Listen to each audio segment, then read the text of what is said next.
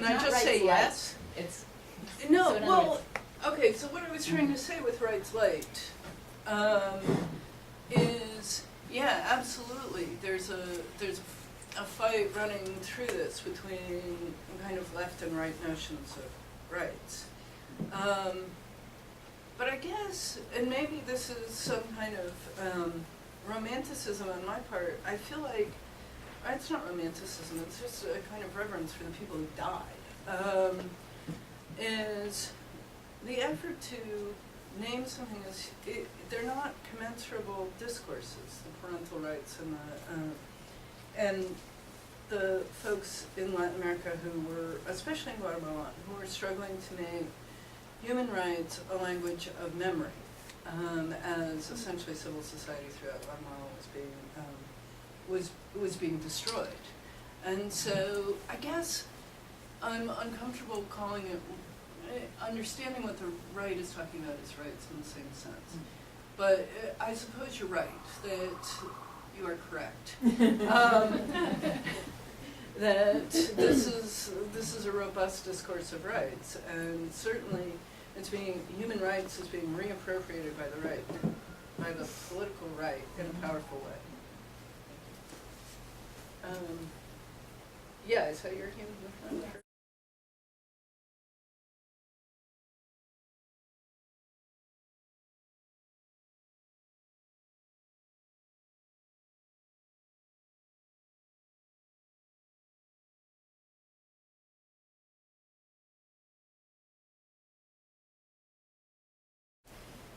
That was one of the reasons. Let me say this. I've given talks on Guatemalan adoption in lots of places, and this is the first time I've met someone who was Guatemalan adoptee. I've been in extensive conversation with Korean adoptees who have developed a strong and robust sort of counter-discourse or complication about adoption that's been really important to me. So let me talk about, so in Spain under Franco was, to my knowledge, one of the first times that removing children was consciously articulated by state forces as a way to disrupt the intergenerational transmission of communism. It seems to me that what happened in Guatemala was, in some ways, more depressing than that, because at least the Reds that Franco was targeting were in fact Reds, were in fact communists. Mm-hmm. And one of the things that was particularly depressing about the Guatemalan context is that indigenous people in particular in the early 80s were seen as a reservoir of potential communism. But as somebody said, it was as if they used napalm to wipe out an anthill, that there was actually not that much support for the guerrilla movement or the communists. Yeah, from what little I understand, it seems like the United States was chasing a ghost of communism, that their war was going to spring up in Guatemala, so close to Mexico and eventually the United States. Mm-hmm. But it was also the Guatemalan right. Yeah. Guatemalan right. I mean, you can't. It's hard to describe or believe how isolated Guatemala City is from indigenous highlands. It was possible to sort of function without an imagination of the indigenous highlands of Guatemala. And so the ghosts were racial, they were that the Guatemalan right was chasing the racial, were colonial, and were linguistic minorities. It was complicated.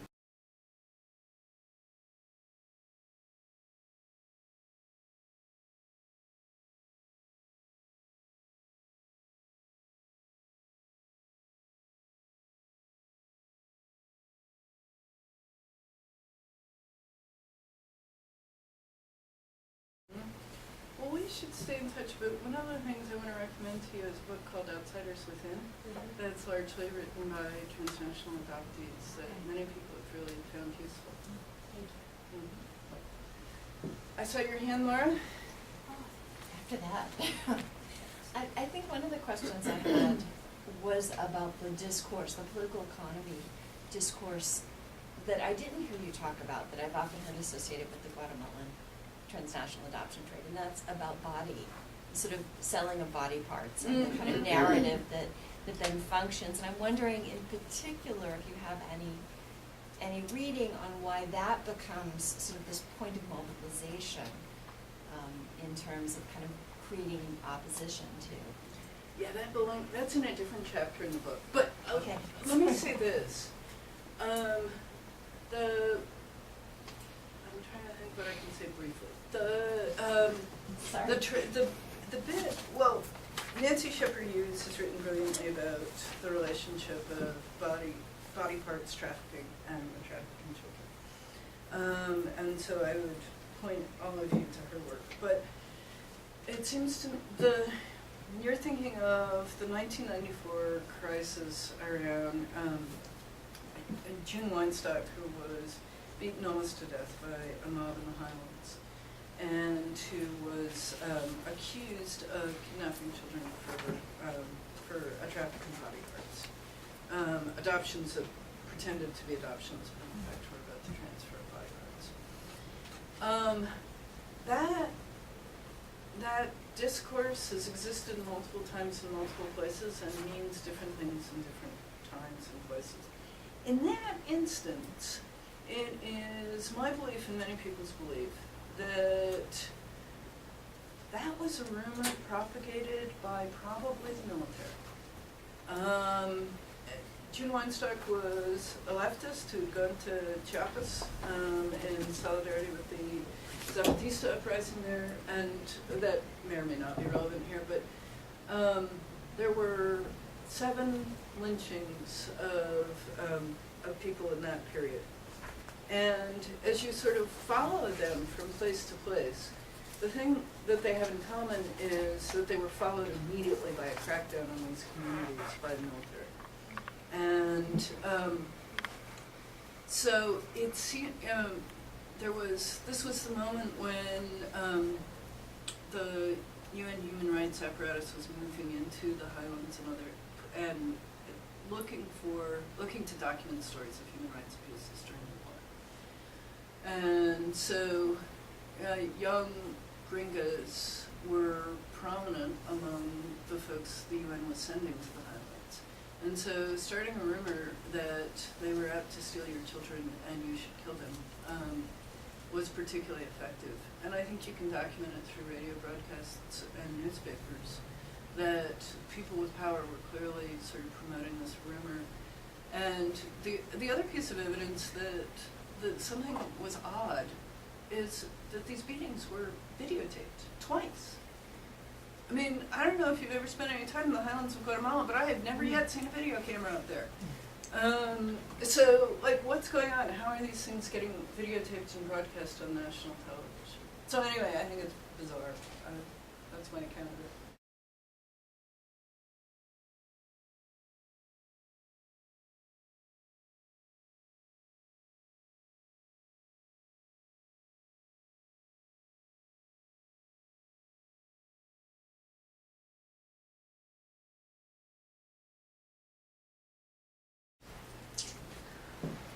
No, let me clarify that I don't mean to be accusing Christian right church, evangelical churches of actually themselves being engaged in criminal activity.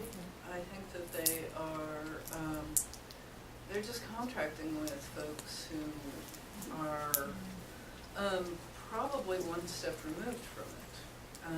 So they're contracting with lawyers who may or may not know exactly what's going on, where these babies come from.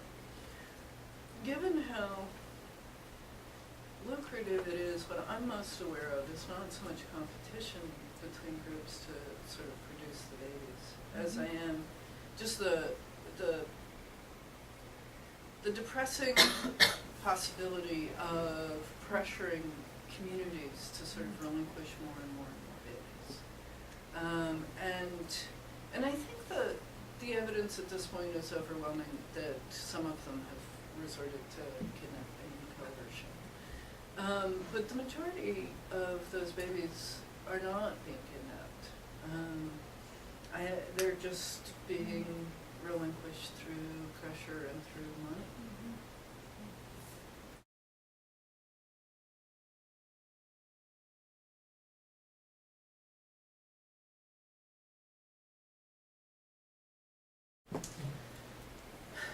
It is.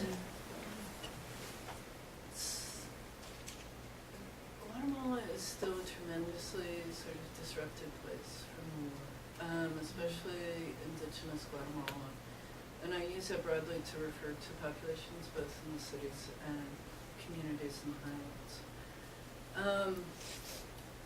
And I think there is both this outraged sense that you see in the newspapers that, you know, the Yankees are taking our babies, but also this far more depressing, commonplace sense that there is something deeply wrong with us and we can't raise our children. And some of it is also racist, as in, you know, those Mayans, they'll sell anything, and they'll even sell their children. And there is, it seems to me there's less objection than one might imagine. And that to me is the most, I mean, there've been, I don't mean there's none. There've been demonstrations, there've been articles, there's been the effort to talk to the international press. There've been these efforts that I was trying to document that have been sort of completely invisible outside of Guatemala, and actually invisible inside of Guatemala. And somebody who I was showing this talk to said, "You just keep going on and on about this happened and then this happened," and it's such. It seems to me like it's work to give credit where it's due to the people who have asked for an end to these practices, and especially like Fundación Nirmac and Sobrevivientes most recently. But all that said, when you talk to people in the street or in the markets, where in some other places there's a robust discourse of the national child who is stolen. One thinks, for example, of the closing down adoptions from Romania, or that's not there in Guatemala. And it seems like that's the most insidious effect of it, is to sort of turn this awful practice into self-hatred.